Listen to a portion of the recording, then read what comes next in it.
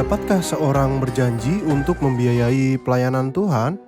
Bagaimana jika ia tidak dapat berkomitmen? Adakah aturan untuk memberi? Dapatkah seseorang berjanji untuk membayar sejumlah tertentu dan adakah aturan-aturan mengenai berapa besarannya dan selanjutnya? Sebenarnya kita dapat menemukan jawabannya dalam perkataan Rasul Paulus. Dalam ayat 10, ia berkata, "Inilah pendapatku tentang hal itu." Ia tidak menyebut satu kewajiban tertentu, melainkan Rasul Paulus berkata, "Inilah pendapatku tentang hal itu." Yang mungkin berfaedah bagimu, memang sudah sejak tahun yang lalu kamu mulai melaksanakannya. Apa artinya? Mereka berjanji tahun sebelumnya untuk melakukan itu. Jadi ia berkata kepada mereka, sepanjang mereka telah berjanji untuk melakukan suatu hal tertentu, mereka harus menyelesaikan melakukan janji itu. Ia beritahu mereka memang sudah sejak tahun yang lalu kamu mulai melaksanakannya dan mengambil keputusan untuk menyelesaikannya juga. Mereka berjanji melakukan hal tertentu dan ia memberitahu bahwa mereka tidak dipaksa untuk melakukan itu, tapi karena telah berjanji. Karena berjanji untuk melakukan sesuatu, saya harus selesaikan dengan sukacita. Maka sekarang selesaikanlah pelaksanaannya itu. Hendaklah pelaksanaannya sepadan dengan kerelaanmu dan lakukanlah itu dengan apa yang ada padamu. Namun terkadang orang berkata bahwa mereka akan berjanji ketika Tuhan akan membayarkan dari apa yang telah mereka berikan kepada Tuhan juga. Tidak, saya katakan beri dari apa yang kamu miliki dan apa yang tersedia padamu sekarang kepada Tuhan. Dan Tuhan tidak keberatan memberi kompensasi. Bagus sekali.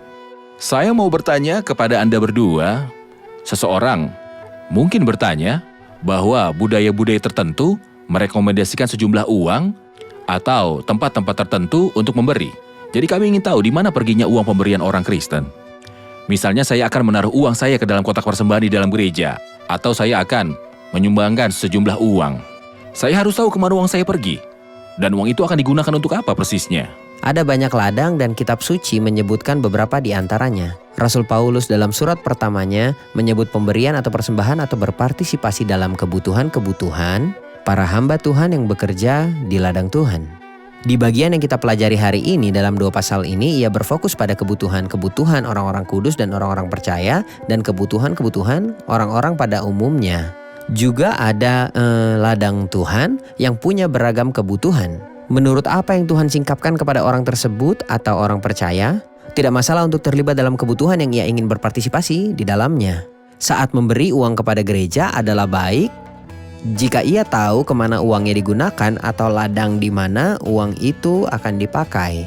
Namun itu tidak mencegah dia untuk berpartisipasi. Gereja mungkin punya visi yang ia tidak sadari, dan gereja bertanggung jawab atasnya.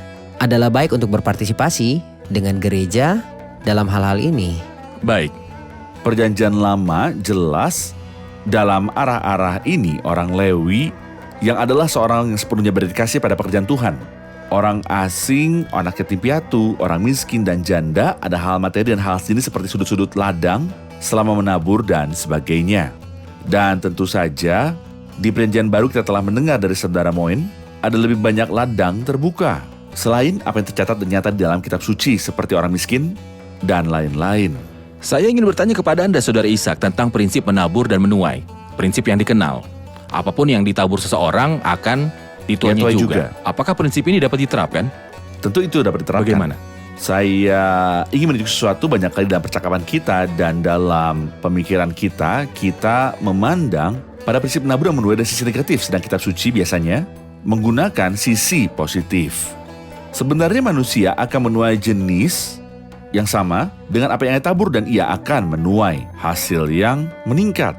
Dan itu sama dengan yang terjadi dalam hal memberi. Rasul sudah menjelaskan hal ini dalam ayat-ayat ini. Apa yang ia katakan? Ia berkata dalam ayat 13, sebab kamu dibebani bukanlah supaya orang-orang lain mendapat keringanan, tetapi supaya ada keseimbangan. Artinya, ketika ia berkata bahwa saudara seiman yang miskin di Yerusalem sedang kekurangan, ia tidak bermaksud bahwa mereka memiliki beban dan saudara di Korintus hidup dengan mudah sehingga mereka sebenarnya berganti peran. Tidak, itu bukan tujuannya sama sekali. Supaya ada keseimbangan. Ia maksudkan bahwa seharusnya ada sejenis hal berbagi dalam memberi, berbagi dalam kesulitan mereka. Jadi yang beritahu mereka agar kelebihan mereka kemudian mencukupkan kekurangan kamu. Hari ini kamu memiliki kelimpahan dan mereka kekurangan. Jadi berilah dari kelebihan kamu sehingga itu akan mencukupkan kekurangan mereka. agar kelebihan mereka, dan mungkin di fase lain, dan itulah penuaian, agar kelebihan mereka kemudian mencukupkan kekurangan kamu di fase lainnya. Hari ini kamu sedang berdiri di sisi beberapa saudara, dan sesudah itu, saudara-saudara lainnya akan berdiri di sisimu. Dan itu juga dalam tingkatan individu. Hari ini Tuhan memberi saya sehingga saya dapat memberi. Besok mungkin saya berkekurangan. Apa yang telah saya tabur akan saya tuai. Supaya ada keseimbangan. Seperti ada tertulis, dan ia mengutip dari kitab Keluaran pasal 16, sebuah prinsip yang baik, yang diterapkan pada pengumpulan mana pagi demi pagi. Kita membaca, orang yang mengumpulkan banyak tidak kelebihan, dan orang yang mengumpulkan sedikit tidak kekurangan. Apakah arti dari kata-kata ini? Seperti yang Anda ketahui, ketika mana dibiarkan sampai keesokan harinya, biasanya menjadi berbau. Kecuali tentunya pada hari Jumat karena mereka biasa mengumpulkan untuk hari Sabtu. Tetapi normalnya orang yang mengumpulkan harus memakan semua mana yang terkumpul yang Tuhan telah kirimkan dari surga. Dan jika ada yang tersisa itu menjadi berbau. Jadi orang yang mengumpulkan banyak tidak kelebihan dan orang yang mengumpulkan sedikit tidak kekurangan.